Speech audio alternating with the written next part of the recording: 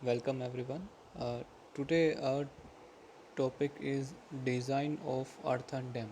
तो आज के इस वीडियो में हम अर्थन डैम के डिज़ाइन के बारे में बात करने वाले हैं कि अर्थन डैम को डिज़ाइन करने के लिए हमें किन किन कंसिड्रेशंस को फॉलो करना चाहिए, तो उनके बारे में हम बात करेंगे। तो फर्स्ट हम बात करते हैं criteria for safe design of earthen dams. Means कौन कौन से क्राइटेरियाज़ को हमें ध्यान में रखना होगा। सो the preliminary design of an earthen dam is done on the basis of past experiences। मतलब जो पहले के डैम्स बने हुए हैं उनको हम एनालाइज करके हम आगे बनने वाले डैम के बारे में डिसाइड करेंगे। And on the basis of performance of the dam built in past, जो पहले ही डैम बन चुके हैं उनकी परफॉर्मेंस को देखेंगे हम कि हमने कितनी हाइट रखी थी, कितना साइड स्लोप प्रोवाइड किया था, कितनी टॉप पिट्स प्रोवाइड की थी, क्या हमने सीपेज प्रोटेक्शन के लिए मेजर्स अडोप्ट किए थे, तो और उनसे क्या रिज़ल्ट निकला। तो इन सब चीज़ों को ध्यान में रखते हुए हम अपने नेक्स्ट डैम के लिए डिज़ाइन करेंगे। तो डैम को डिज़ाइन करने के लिए हमें ये ध्यान रखना होगा कि जो लो परमेबिलिटी की फिल है, मीन्स जो लो परमेबिलिटी फिल मटेरियल है, that should be developed out of the available material. Means अगर साइट पे जो मटेरियल अवेलेबल है उसकी परमेबिलिटी ज़्यादा है तो हमें उसको कन्वर्ट करना चाहिए एक लो परमेबल मटेरियल के अंदर।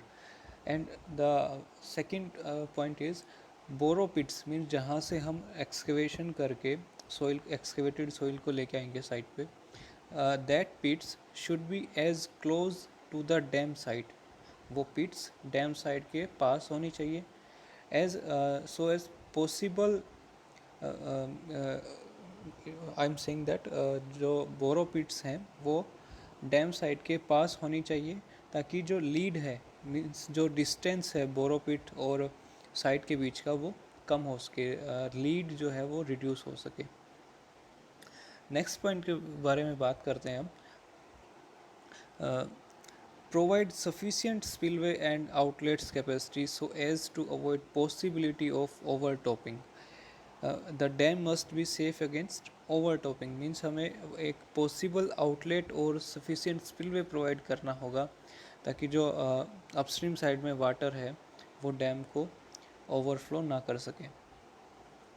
The dam must have sufficient free board is suppose this is the bed of the dam and this is crest, and in upstream side this is the full reservoir level. So the vertical distance between this full reservoir level and the crest, this vertical distance is known as free board। तो हमें एक sufficient free board को रखना चाहिए ताकि जो waves यहाँ से जनरेट्स होंगी वो इसको ओवरटॉप ना कर सकें, या फिर हाई फ्लड्स आती हैं अगर, तो वो भी इसको ओवरफ्लो ना कर सकें। Then the seepage line should be within the downstream face so that sloughing can not take place. Seepage line होती है जो पाथ वाटर के बाई वाटर वाट जो पाथ फॉलो किया जाएगा, वाटर जिस पाथ को फॉलो करते हुए अपस्ट्रीम से डाउनस्ट्रीम साइड में जाएगा, that line is known as this is seepage line. और इस सीपेज लाइन के नीचे का सारा पोर्शन वेट होता है, इससे ऊपर का पोर्शन ड्राई होता है। तो ये जो सीपेज लाइन बनेगी, ये सीपेज लाइन इधर डाउनस्ट्रीम फेस की साइड इससे ज़्यादा ऊपर एग्ज़िट नहीं करनी चाहिए, मीन्स ये यहाँ एग्ज़िट नहीं करनी चाहिए, हमेशा टो के पास रहनी चाहिए ताकि जो स्लफिंग है वो कम से कम हो सके। The dam and foundation should be safe against piping. जो पाइपिंग फेल्योर होगा डैम का, उसके यहाँ पे चांसेस नहीं होने चाहिए। हमें कुछ ऐसे सुटेबल मेजर्स अडॉप्ट करने चाहिए ताकि हम सीपेज को रोक सके। जैसे ये एक कट ऑफ वॉल हमने यहाँ पे प्रोवाइड कर दी, तो इससे क्या होगा, वाटर आगे नहीं जा पाएगा इससे आगे। Next, the upstream and downstream slope and crest must be protected from wind and wave action. जो अपस्ट्रीम फेस है अपना और डाउनस्ट्रीम फेस है, इनको हमें प्रोटेक्ट करना होगा, किससे, विंड से एंड वेव एक्शन से। जो हवा चलती है, हवा से इरोजन हो वो नहीं होना चाहिए, या जो वेव्स यहाँ से जनरेट होंगी, इन वेव्स से इसका इरोजन नहीं होना चाहिए। तो हमें क्रेस्ट को और स्लोप्स को दोनों को प्रोटेक्ट करना चाहिए। All the above criteria must be satisfied and accounted for in order to obtain a safe design and construction of an earthen dam. Means इन सभी बातों को हमें ध्यान में रखना चाहिए जब भी हम किसी डैम को हम कंस्ट्रक्ट करेंगे, ठीक है। Next, in the design of earthen dam, its cross-section area is determined. So, in the design of earthen dam, what we determine? We determine the cross-section area of dam. Means उसकी height कितनी होनी चाहिए, side slopes कितना होना चाहिए, crest की width कितनी हो, base width कितनी होनी चाहिए, क्या कौन सा सीपेज कंट्रोल मेजर्स हमें अडॉप्ट करना चाहिए। तो ये सब चीज़ों को हम डिटरमाइन करेंगे इसमें। The cross section of a dam depends upon the following factors. अब ये क्रॉस सेक्शन किन किन चीज़ों पे डिपेंड करता है? Type of materials, means soil है, सॉइल की शेयर स्ट्रेंथ कैसी है, इनकी प्रॉपर्टीज़ के बारे में हमें जानना होगा। वो मटेरियल परमिएबल है या इम्परमिएबल है, कैसा है। शेयर स्ट्रेंथ अगर ज़्यादा होगी तो हम थोड़ा स्टीप स्लोप प्रोवाइड कर सकते हैं, अगर उसकी शेयर स्ट्रेंथ कम है तो हमें स्लोप को फ्लैटर रखना पड़ेगा।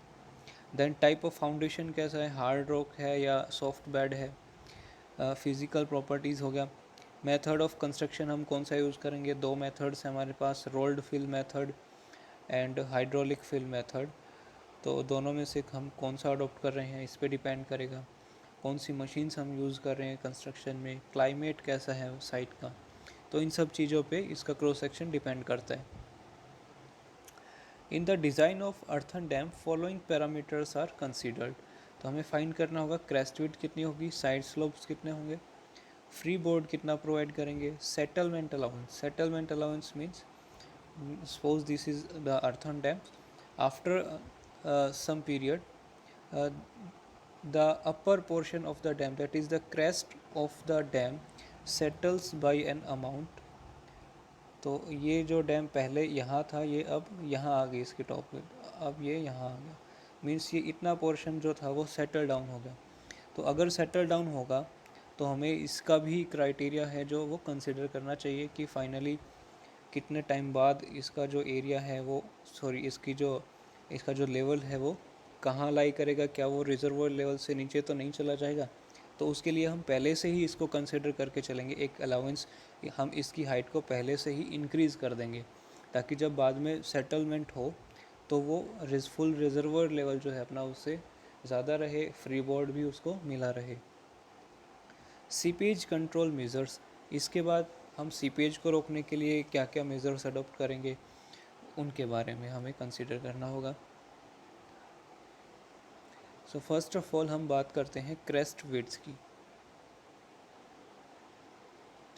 क्रेस्ट विड्थ को हमें कैसे डिसाइड करना है? The top width of large earthen dam should be sufficient to keep the seepage line well within the dam. जो अपने लार्ज डैम है उनकी टॉप विड्थ को हमें जो डिसाइड करना होगा उसमें ये बात ध्यान रखनी होगी कि जो सीपेज लाइन है वो वेल के अंदर, वो इसके डैम के अंदर ही रहनी चाहिए, ना कि डैम से बाहर एग्ज़िट हो। मीन्स ये डायग्राम से हम इसको समझेंगे कि इधर मान लो अपस्ट्रीम वाटर है और यहाँ से सीपेज लाइन आएगी, तो ये इस डाउनस्ट्रीम फेस को एग्ज़िट नहीं करनी चाहिए, इस डैम से बाहर नहीं निकलनी चाहिए। It should lie with in the body of the dam. ये इस डैम को एग्ज़िट करने से पहले ही इधर नीचे इसको फाउंडेशन में की साइड ये चली जानी चाहिए। For small dams the crest width is required to provide roadway at the top of dam. अगर कोई हम स्मॉल डैम को कंस्ट्रक्ट करने जा रहे हैं तो उसकी जो विड्थ का क्राइटेरिया है वो हम लेंगे रोडवे से, कि जितना एक रोड के लिए एक व्हीकल्स को पास करने के लिए इसके ऊपर से जो रिक्वायरमेंट होगी विड्थ की, वो मिनिमम विड्थ हम प्रोवाइड करेंगे। The width of crest varies from 6 to 12 metre. Crest width जो ये टॉप की विड्थ है, टॉप पे जो विड्थ है इसकी टोटल विड्थ 6 to 12 मीटर तक होनी चाहिए।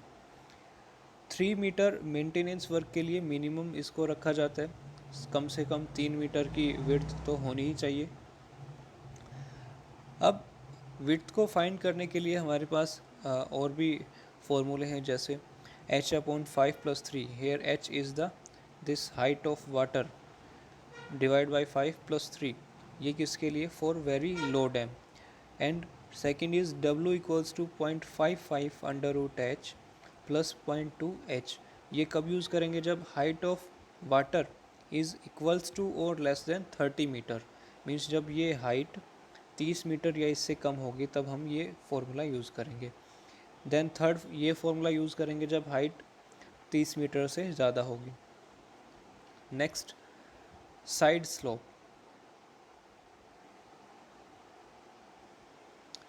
Side slopes are provided on the basis of experience. It depends on the physical property of material of construction, type of dam, height of dam, etc. तो जो side slopes होंगे dam के, upstream slope and downstream slope, ये depend करते हैं कि हमने कौन सा मटेरियल यूज़ किया कंस्ट्रक्शन में, टाइप ऑफ डैम कौन सा है और डैम की हाइट कितनी है। तो मीन्स अगर हमारे पास एक ऐसी सॉइल है जिसकी शियर स्ट्रेंथ कम है तो हमें एक फ्लैटर मीन्स हमें ये जो साइड्स है इनको फ्लैट करना होगा, ठीक है। सेकंड, अगर शियर स्ट्रेंथ सॉइल की हाई है तब हम इस स्लोप को कम कर सकते हैं, हम एक स्टीपर स्लोप को हम अडोप्ट कर सकेंगे। लेकिन साइड स्लोप्स को अडोप्ट करते टाइम हमें ये ध्यान रखना चाहिए कि साइड स्लोप्स की वजह से जो बेस विड्थ हमें रिक्वायर्ड है वो हमें मिलनी चाहिए, क्योंकि जैसे ही आप स्टीप स्लोप प्रोवाइड करोगे तो बेस विड्थ आपकी बस इतनी हो जाएगी कम। लेकिन अगर आप फ्लैटर स्लोप प्रोवाइड करोगे तो बेस विड्थ जो है वो बढ़ जाएगी। If the construction material is weak then flatter side slope will be required, and if material is strong then steep slope may be provided.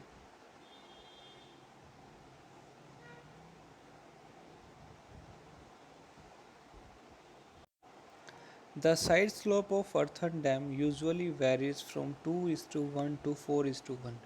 Side slopes का जो ratio है वो 2:1 से लेके 4:1 तक वेरी करता है।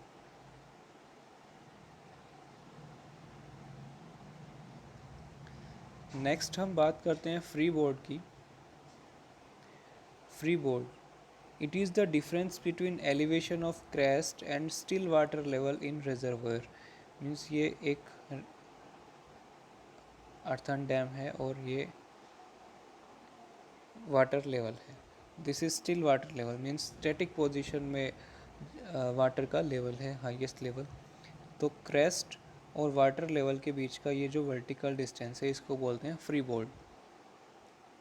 It is provided to prevent over topping, means water overflow ना कर सके इसलिए इसको हम प्रोवाइड करते हैं। Now free board is classified as, इसको दो पार्ट्स में क्लासीफाई किया है, normal free board and minimum free board.